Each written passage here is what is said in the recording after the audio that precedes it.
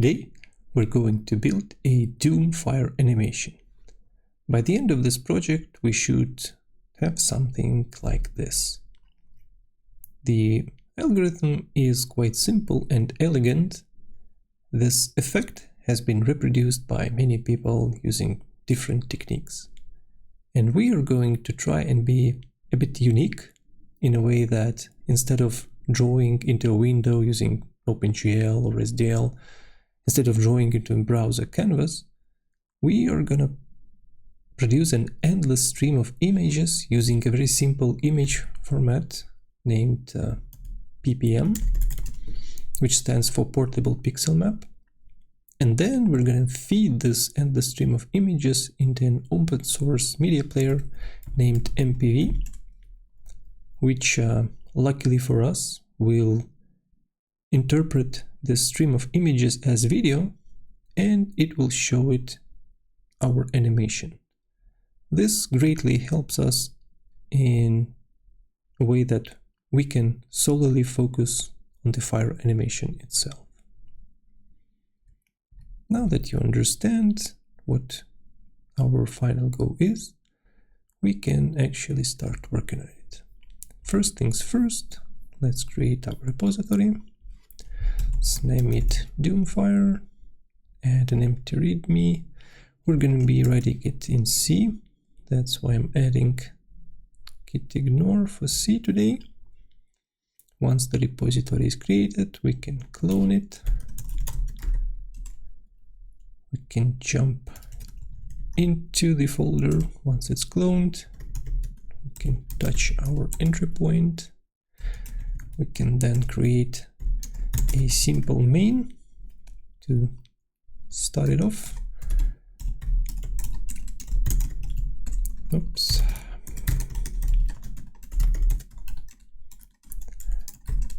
Now I'm using a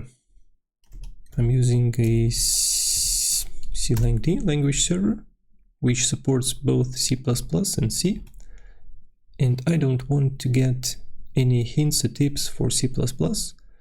I would like the language server to know that we're using C, using C11 standard.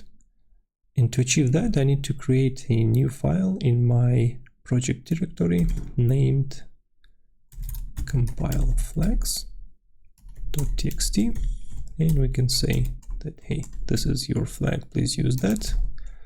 And then the language server should be fine with this. All right, so we can compile it using the best optimization it can do for us.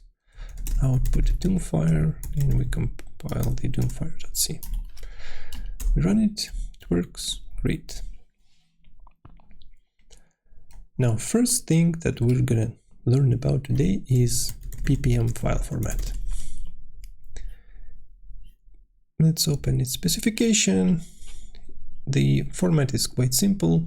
We pretty much have some header starting with P6, followed by like white space, then the image width, white space, image height, another white space, then some maximum color value. And because we're using the standard like RGB values for our colors, which go from 0 to 255, that's exactly what our max value is going to be 255. Then there is like another white space or a new line. And finally, all the image data, which is going to be like triplets, RGB bytes, one by one. And that's pretty much it for the file format. Let's try to implement it to see whether we understand it correctly. First thing we need to do is we need to print the header, which is like P6, followed by some width, white space by height, like new line or white space, and then the maximum color value, which is going to be 255. Let's define our width and height to be something like this. We can then pass them to our printf. And then we need to also output the full body of the image. To do that, we can write a couple of for loops.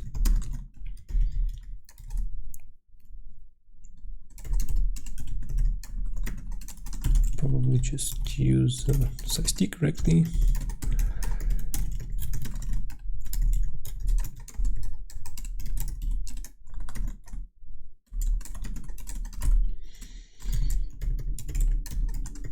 And then we're outputting 3 bytes representing red, green, and blue values. Let's try to output a red image. So this is enough for us. Red is fully bright, 255. Green is 0, blue is 0. So we should end up with a red image. We compile it, and then let's run it. We put output into some PPM file, and once we open it, we can see that the image is red. Let's try to make it yellow, for example. Compile, run it, open, and it's yellow. So this is pretty much it for the image file format. Right, so the header starting with p6, width and height, maximum value for our colors, and we're printing triplets for RGB values, 1 byte for each value. Now, once we start working with Fire, we need to learn how to use a palette. Palette is a collection of colors which is going to be used to draw a fire itself. So the fire that is very hot looks something like white, and then as heat reduces, it goes to some yellowish, then reddish, then brownish, and decreases in value after that. Let's create a simple palette represented by a set of bytes. Let's say that first one will be something like really gray value, nearing the black. Then it's going to be somewhat like a dark brown.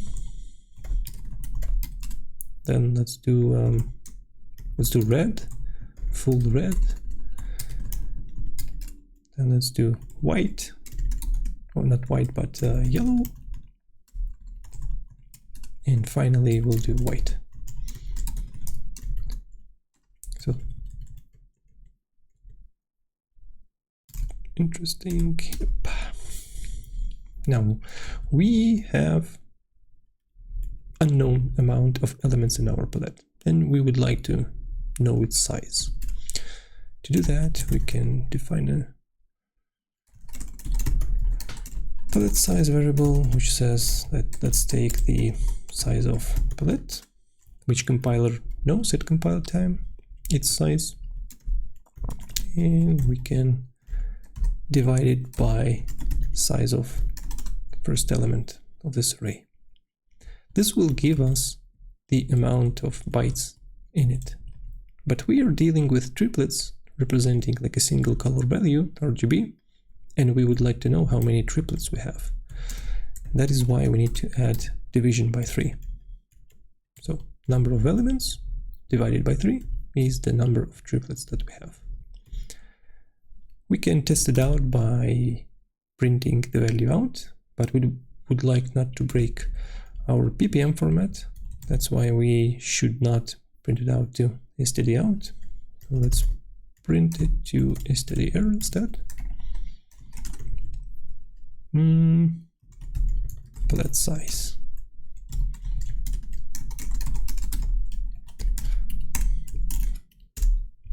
Right, so it says that palette size is 5. That is exactly the number of triplets in our palette, which is 5.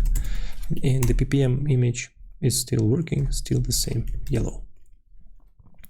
So that's great. But now we need to learn how to use this palette. Right, so let's try to output an image which evenly distributes rows of these colors. So first few rows will be like this dark gray, next few rows will be this dark brown, then red, then yellow and white. Probably just drop this and let's see. Our palette index is going to be row divided by height. And this is something from 0 to 1. So our row starts at this 0 and its maximum value is height minus 1. That is why it never reaches 1. So 0 is included, 1 is not included. And if we multiply it by our palette size, this interval becomes from 0 to palette size, and palette size is not included. That is exactly what we want. So a few rows, while the row value is very small, it will reference the first triplet. Once the row is 3 or bigger, it will reference the next triplet. And once the row becomes even more bigger, so divisible by 3, it will change from one triplet to the other. Now that we know the triplet, we need to point to correct triplet in this palette. It means that we can use some pointer color, which is gonna try and find the correct element in this whole array. And we need to do it like this. So we're gonna grab the palette at palette index, which is the color number, the index of color, and because if each color is a triplet, we need to multiply it by 3, and it wants to be const. And then we can do the same put chars where we put first R, red, G, and B. Let's try to compile it, run it again, and open our image. As you can see, first X amount of rows is nearly black, then dark brown, red, yellow, and white. Now the thing is that this Doom Fire uses its own palette, predefined palette of colors, which we are gonna grab from some reference implementation so that we don't need to come up with our own and have it looking nice from the beginning. So let's substitute our palette with the one we just copied. And we can drop our old palette. And this is pretty much all the changes that we need, because this palette size will automatically recompute the size given all these colors. We will print it out, see how many colors we have, and again the palette index will be correctly referenced based on the number of colors that we use. So if we compile and run it again, we can see that there are 37 triplets, and if we open the image, the palette is more defined, so each row is now narrower and we have many more colors in here. So this is how our fire is going to represent it. At its bottom, where the heat is highest, it's nearly white or white, and then as the heat reduces, it goes to yellow, then to red, and to brown, and so on. So at this point, we're pretty much producing a single image. And as I said in the beginning of this video, we will try to produce an endless number of images so that our media player can interpret it as a video, and it will show it as animation for us. To achieve that, we pretty much just need to add an endless while loop, and to have true we need to include stdbool. Right, and now if we compile, we cannot output it to a file because we are producing endless stream of images. At this point, we can feed all our output to MPV, and as you can see, this is timestamp. It goes like 5 seconds, 6 seconds, it shows us the same image just because we're not changing anything. We're constantly outputting the same image all over again. So that was quite easy, and now we can start working on the animation itself. First of all, we need to introduce a new array where the fire is going to be calculated, how the fire looks. Let's introduce new array fire, which has height and width. We're gonna make sure it is all zeroed out, and the first thing we're gonna do is we're gonna initialize its bottom row as the highest heat value, so the last color from the palette array. To do that, we simply need a single for loop.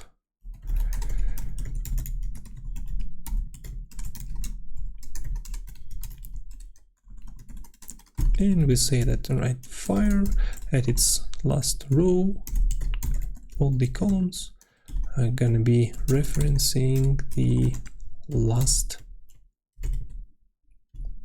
triplet. Let's try to visualize our fire array using this single bottom row as white. Now our index doesn't depend on the row, but it's actually depends on fire array. Right, so we're gonna take the index, we're gonna grab it from our palette and pretty much output. Let's see if we did it correctly.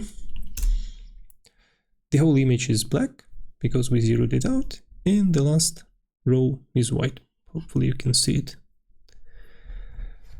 And now the interesting part gets into play, the algorithm itself. We need to update our fire every single frame, and to achieve that we will introduce a new function named step.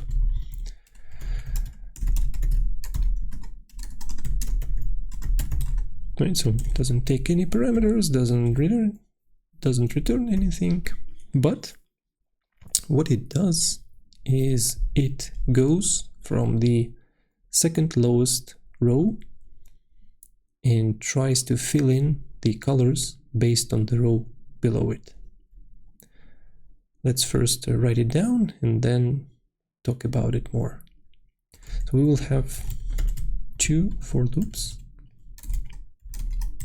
but instead of going from top to bottom, we're gonna start from the second lowest up to 0 in minus.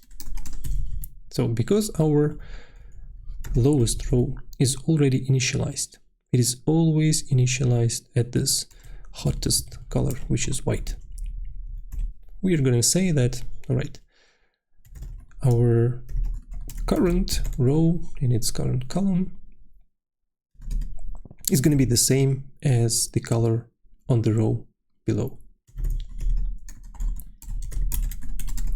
As you can understand, this will pretty much produce a white image because we initialized the last row as all white, and all the rows above it are taking the color values from the row right below. So the first row, height -2, will grab all the colors from this row, and so on and so on. Let's see. All right, we did not do it correctly. Somewhere is a mistake. Let's see, row. All right, so the problem here is that size t is actually non-negative, and we're doing the minus, so it cannot check whether the row goes below or not. So let's do it.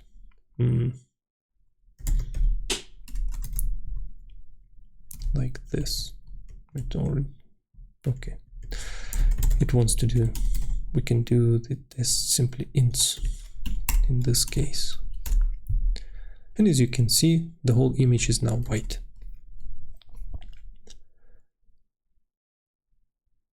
And as fire, as you know, like fire is losing its heat going from bottom to the top of the image, and that is where we introduce a new value called decay,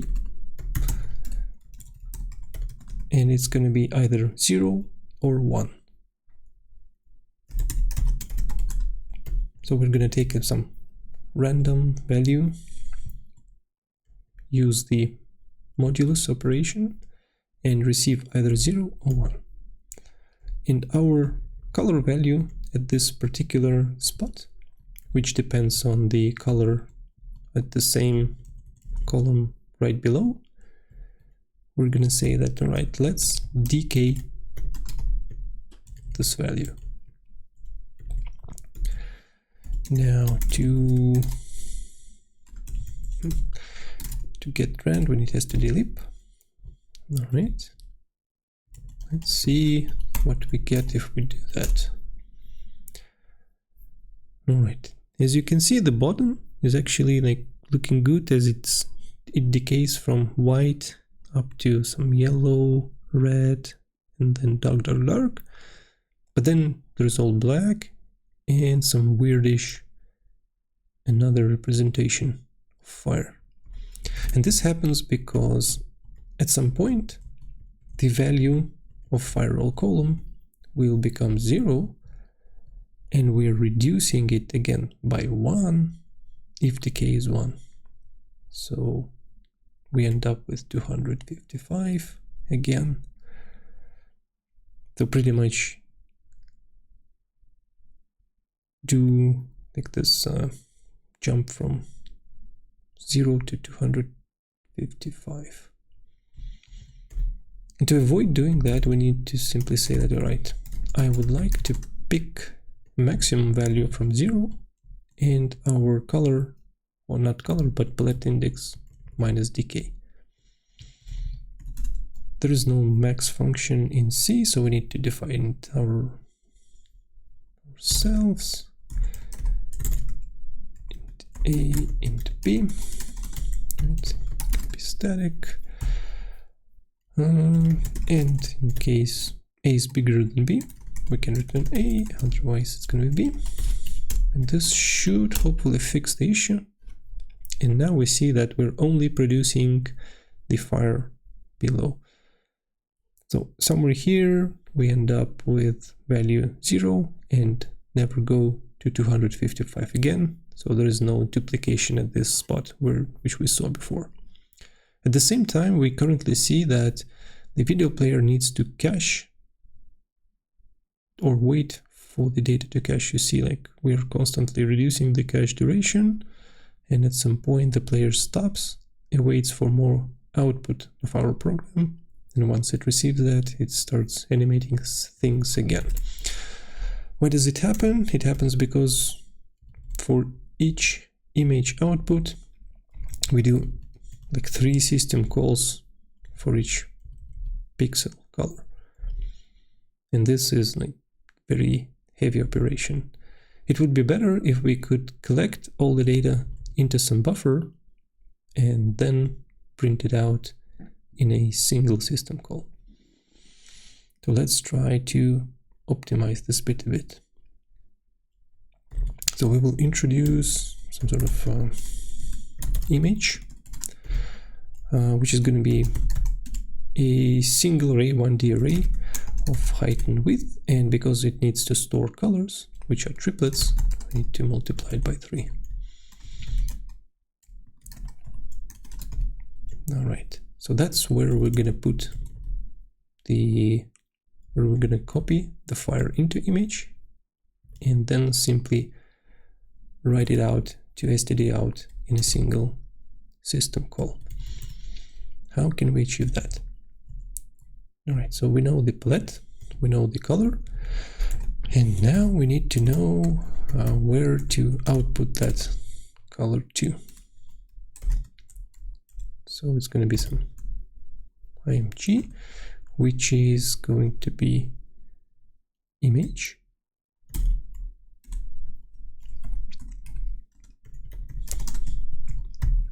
Now, where do we put it? we put it at current row times the width times 3. So each row that we have already outputted, it was each of these rows has width times 3 bytes, and then plus column times 3. Now we're referencing the correct point in our image array where to put this triplet, this color into. Let's do that. Means image 0 is color 0, image 1, 2, color 1, 2. Once we have this image, we need to print it out straight away, and we're going to use, I think it's a write. It has some parameters like file, right, so it's going to be emg. Next is size, and then size of each. So I think it's going to first is size, so that should be uint, and that should be our image, and finally std out.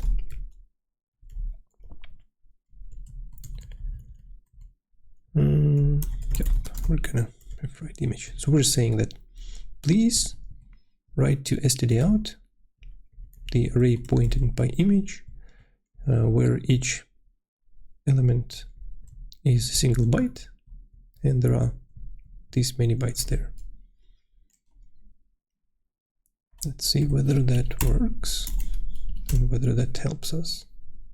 All right, you can see that we are producing the same output, but at the same time there is no lagging, and the cache has a lot of information in it, so we're producing a bit more than the video player needs to output this video. So that's how we optimized it. Now the fire itself doesn't look anything like this, right? And the thing is that there is one more interesting step in the algorithm itself. First one is adding decay, and another one is that we need to do spread operation.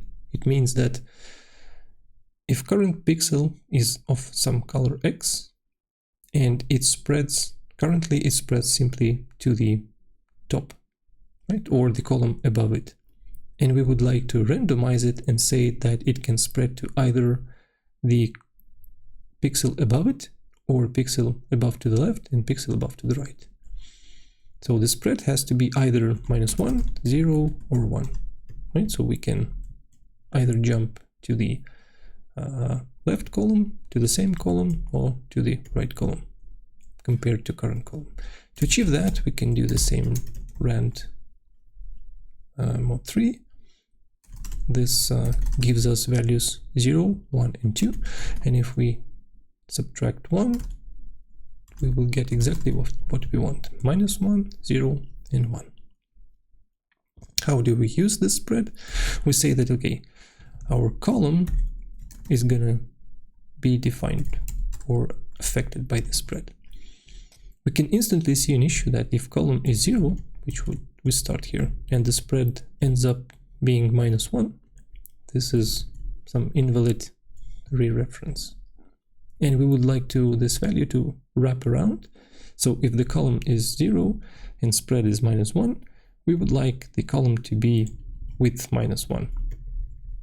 So to do that, it's quite simple. Using modulus, we just add full width and mod the full width. One thing that I forgot is that once we're using this random, we need to probably initialize this random generator using some time value, right? So that every time we have different seed, which is current time, and our animation is different every single time we start this. And it started to actually look something like the reference implementation. The thing is that our image is of bigger dimensions than this one, and that is why it's not as pixelated as here. And we can actually work on that. Let's try to make the fire a bit bigger. So instead of using a single pixel when we transform the fire to an image, right? These have the same dimensions. That is why single pixel in fire is single pixel in image. But if we want to pixelate it a bit more, we can reduce the fire image and duplicate pixels when we convert them into the whole image. So let me show how it can be done. So we're going to say that fire width is going to be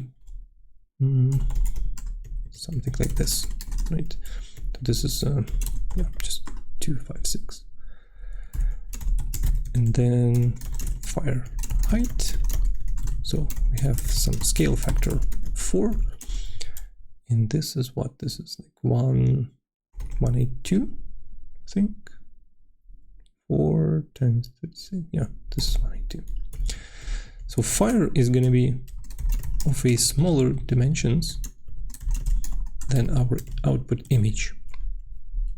It means that we need to recalculate things based on fire height and fire width.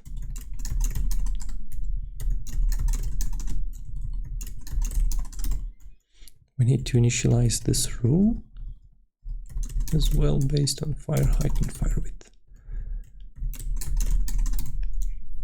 Right. Let's see what it does. Yeah, it doesn't work well. Because here we're saying that our index is going to be at the same row and at the same column as the image we're producing. But we have just reduced the fire representation by scale of 4. It means that we need to also fetch the palette index from scaled fire. If we run it now, we get a somewhat similar. We're running it a bit faster. We do not control the frame rate, so we have to be just happy with that. That is like one of the downsides of us running it using external tools like Media Player. So we cannot define the frame rate. Now this is already like a finished project, so to speak, but this page also has another animation which shows you the fire itself and then a Doom logo which scrolls up from bottom to top. And I would like to implement that as well. First thing we need to do is to find some sort of Doom logo. Right, let's pick maybe, let's visit some website. Let's grab this logo. Downloads like Doom PNG. Next, we're gonna say PNG to PPM online to convert it. Let's choose the file from downloads. Let's convert it.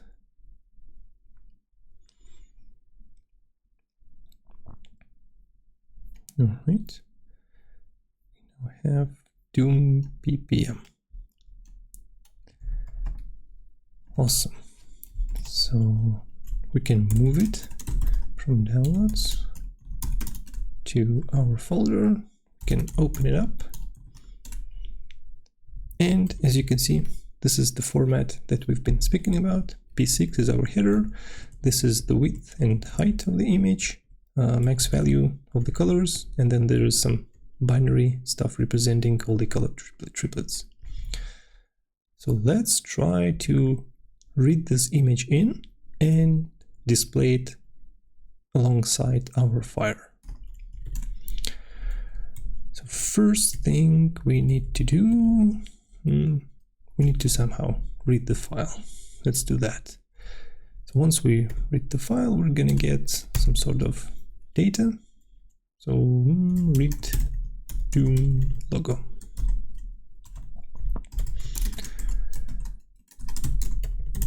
No params.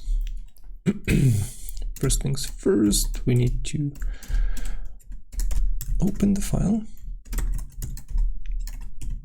Doom PPM in read mode. If we failed, we can just return null.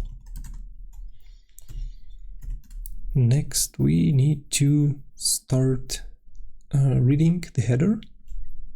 Let's see how we can read it. First is like P6. Those are two characters that we're interested in. Let's try to read them from the file. We can achieve that using fscanf function. So we're going to use fp. It's going to be string, which goes into, like, let's say header, but we're going to use two. We need only two characters. Header is going to be a simple array of 3 because we need the null terminator so that our string compare works with it correctly. So we can say that if not equals to 2, so if I think it returns the number of bytes that it read, or if we compare the header to P6, if it's not 0, so if it's not the same, we can return null. Yeah, that should do it. Next, we need to define 3 things. Let's see. Let's define size t width, height, and some temp for color max value, which we really don't care about. First, we need to read in the width.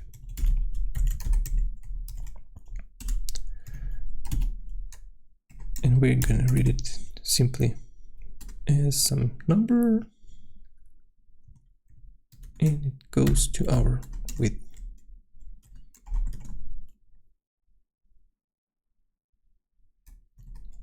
Yeah. Same should be done for our height. We return null. Right, it wants to say that's long. Next, the color max value, which we really don't care about, but we can actually check because we saw that it's like 255. We can verify whether we read it correctly or not. After the color max value, we have a new line, so we can say that all right, how about we just read it and don't care about it. And finally, there is some data, which is like binary triplets of our colors. To read that, we first need to create or allocate data for that. The number of pixels, let's say pixels, is going to be width time height. So this is dimensions of the image, and we need 3 for triplets, so RGB. Then we need to create our data, which is gonna malloc data of size pixels, right? And so if not data, yeah, we can just return null. At the same time, yeah, we can do the fprintf to some std error to print some error to understand where we went wrong, and we will do that if our function won't work, just to debug it. For now, we assume that we're writing everything correctly and it will work which I'm not sure if it's true or not. Yeah, we can also add the closing statement in case some error happens. Right, and then if we have correctly read it, then we need to grab the remaining data into data. We can do that. Probably memcpi, which takes what? Destination. Or should we just use fread?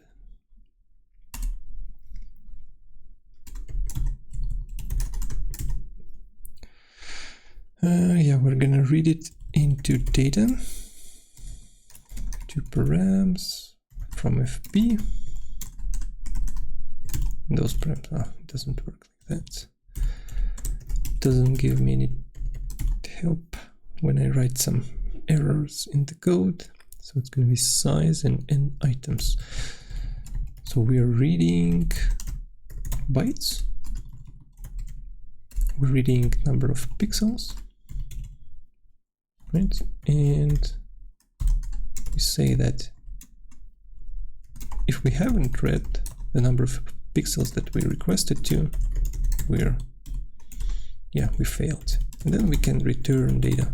So we believe that everything went fine. We can free data here as well.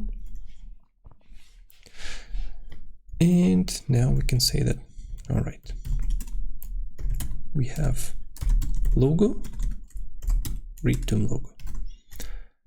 But the thing is that we have read the data, but we lost the width and height of the image, which we will need to use. So let's introduce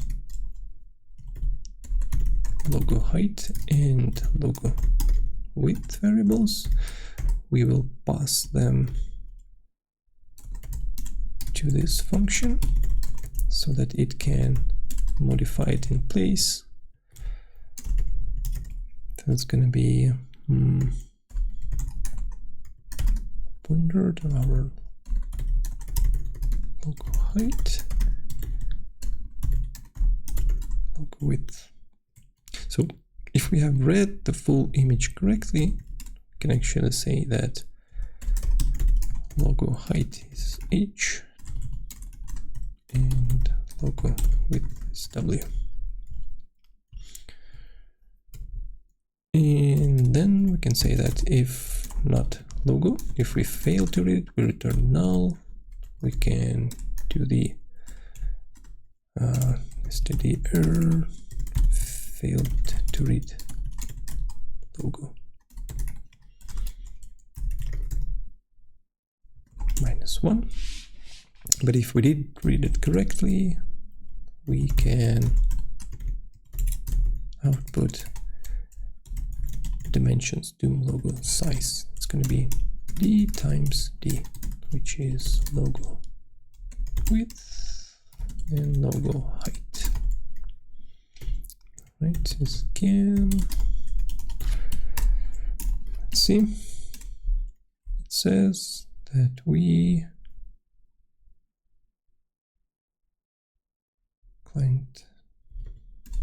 failed to read something, right? Failed to read logo. Just didn't see because we don't have a end of line here. All right, so now we can start adding our debug logging. So failed to open Doom PPM. Next is failed to find P6 header. Failed to extract width. Failed to extract height. Failed to extract max color. Failed to allocate data. And then failed to read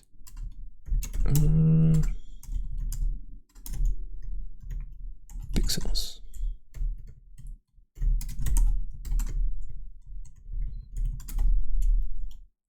Right, so if we run it again, it will tell us that, yeah, we failed to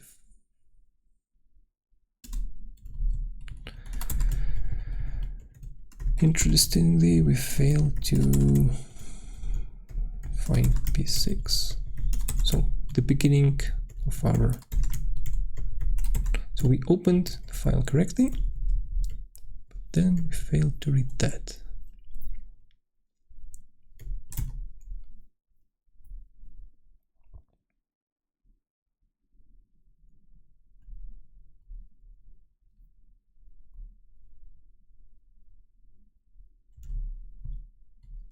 Let's see.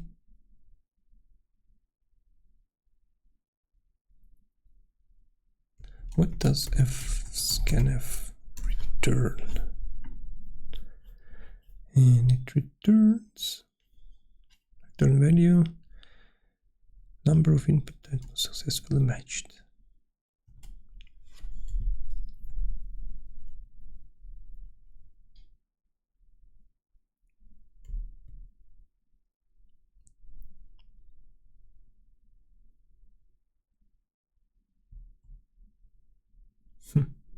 Let's see how many we match here.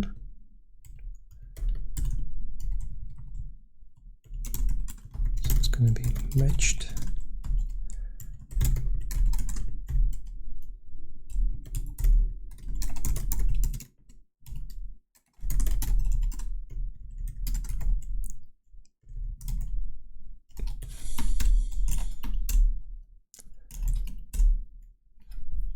And we matched 1.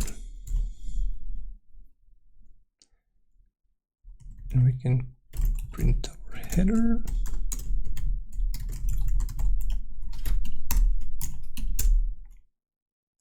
Which is P6. So it means that we actually had to check for 1, right? It means we wanted to have this one particular group to scan. Let's try it out. And it says that, yeah, we did load the file. These are the dimensions: 603, 368. Those are exactly right. Nice.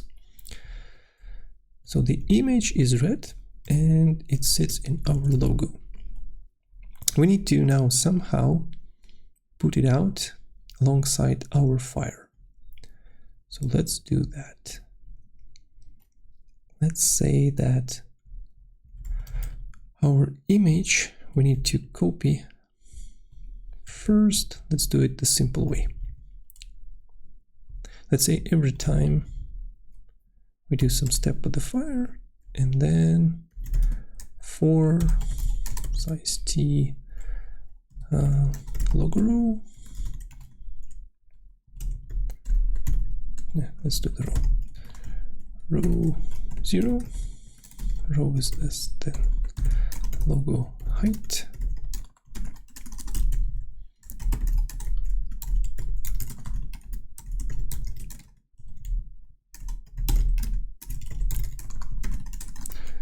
We're gonna say that simply image row column equals to our logo row column.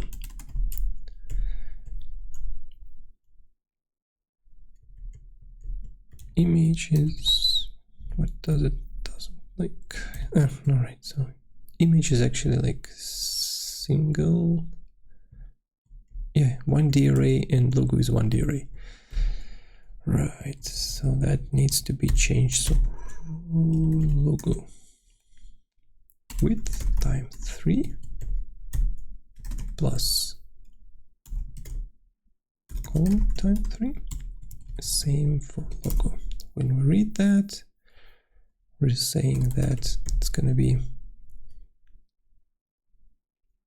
row logo width times 3 plus column times 3.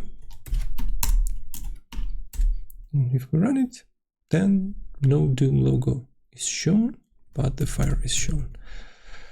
And the problem is that we overwrite everything here. So for example, if we, for now, commit it out, we can see that we're writing something, but the something is very incorrect. So no Doom logo. Let's try to understand where the issue is. No. All right, so the row.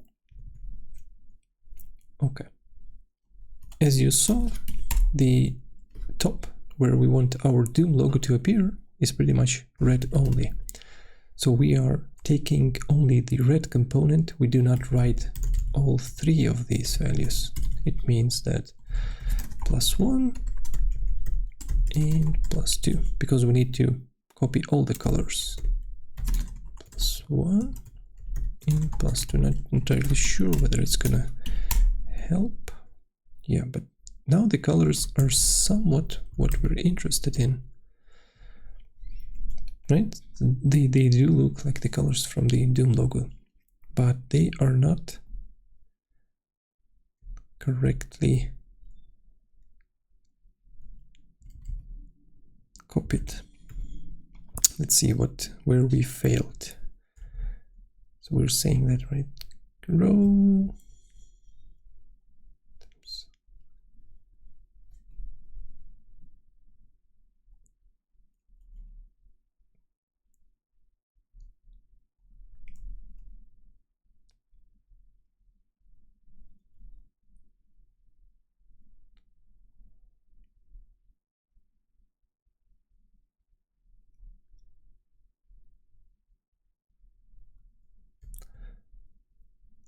All right, it's not logo width, but I think it's width, right? Because we need to skip the amount of bytes inside an image row, not the amount of bytes inside the logo row. Let's see. Yay. So the image is now shown. It is shown in our top left corner, and we kind of would like to center it, right? So what can we do to center the image? We need to calculate the offsets first. So let's say size t y offset is something, size t x offset is going to be something. Let's see. The x offset, it's pretty much our width of the image minus logo width, right? So, and divided by 2. Same applies to y offset, but we're working with height. So we're taking what the difference between the widths are here and simply divide by 2, so that from the left and from the right there is similar offset. Same for the vertical y offset, taking the difference between the image height and the logo height, and the remaining or the resulting free space we divided by 2, so that the top offset and the bottom offset are the same. And now we need to somehow put it here, right? We can also simplify this whole thingy a bit. It's gonna be, let's do it this way. No, let's do it a bit differently, this whole thing. So we actually don't need to copy the whole column one by one, right? We need to simply go for each row. And then we can define a source. We can define destination, and then we can copy the whole column. And memcopy is actually like from destination to source, and there should be size. How much do we want to copy? So that's going to be logo width times 3. Now we simply need to calculate. So destination is our image, and source is our logo. And it's pretty much just row times logo width times 3, right? So as before, we're simply jumping to correct row, taking into consideration that each row is composed of logo width bytes times 3, the triplets, all the colors, and destination is going to be row time width times 3. And now we need to somehow introduce the offsets here. Let's first see whether our refactoring worked. Yeah, it works fine. And now we need to introduce the offsets.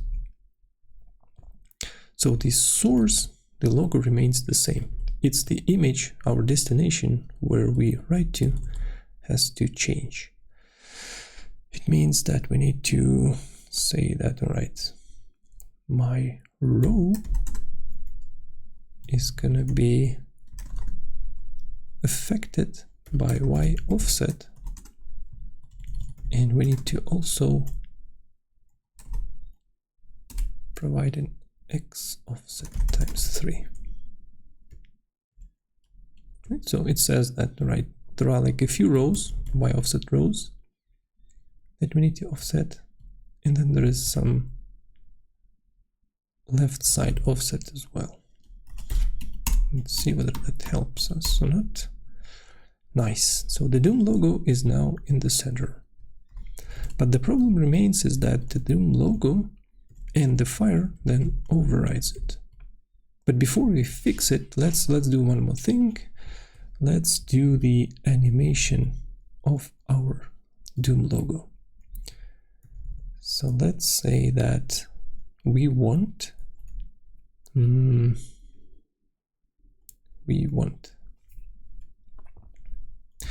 first of all, we want to put our logo somewhere on the lower side of the image.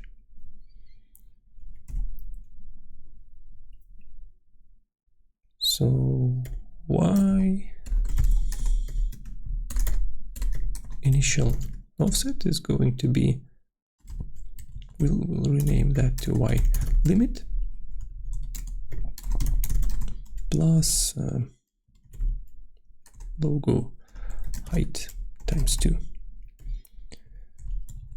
So the limit is where we want our image to end up at, and the offset, Y offset, is the initial offset, which is way below the center. Let me show you what it does. No, this is failing because now that we introduce all this this Y offset, the Doom logo can actually go outside of image, and we are trying to copy the things that do not exist. So we need to say that this value here, right, let's say it's going to be size t. No, it's not going to be size t. It's going to, let's say, int some destination index.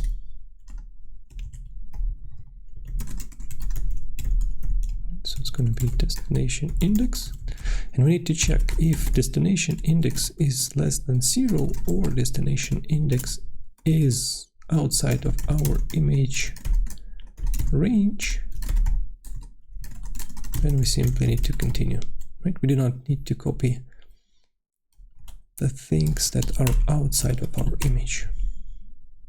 All right, we don't see anything. Let's try to reduce the amount of, yeah, all right. So we lowered the Doom logo. For now, we can probably maybe lower it a bit more. Yeah, so it's like at the bottom of our image. And now we would like this logo to slowly move to the center as before.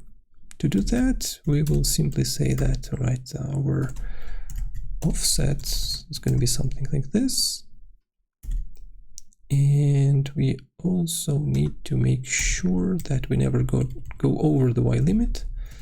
So Y offset is going to be maximum of Y limit and Y offset. Let's see whether our logo animation works. Nice. Let's hope it ends up staying at the center. Nice. So the final thing that we need to do is to fix the fire animation, or not to fix it, but we need to somehow combine those two images. Because as I said before, this loop overrides everything, right? Every single time. Now what can we do? First of all,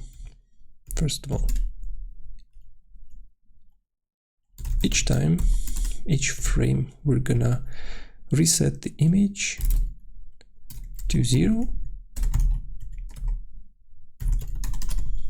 right? So all the values are 0. Then we're copying the Doom logo. It means that where the logo is copied, the values changed, otherwise all the values are left as zeros. And then we need to write our color values only in case if image 0, 1, and 2. Right, so if nothing was written by the logo itself, we can write the fire values there. But this results in Doom logo being over the fire, and we want it to be behind the fire. So we need to also say that or our palette index is greater than 0. I think that should work. Let's see, and nice. The Doom logo is now right behind the fire.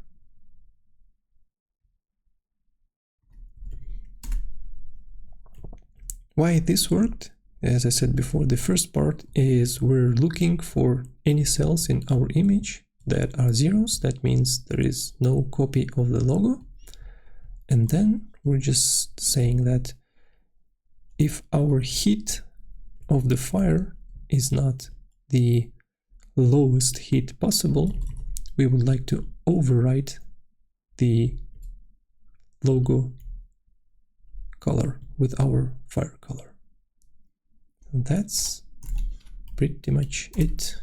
Very nice and interesting project using PPM file format and MPV video player. If you enjoyed this project, please make sure to like and subscribe to the channel so that you get notified whenever our future projects get released. Thank you and bye.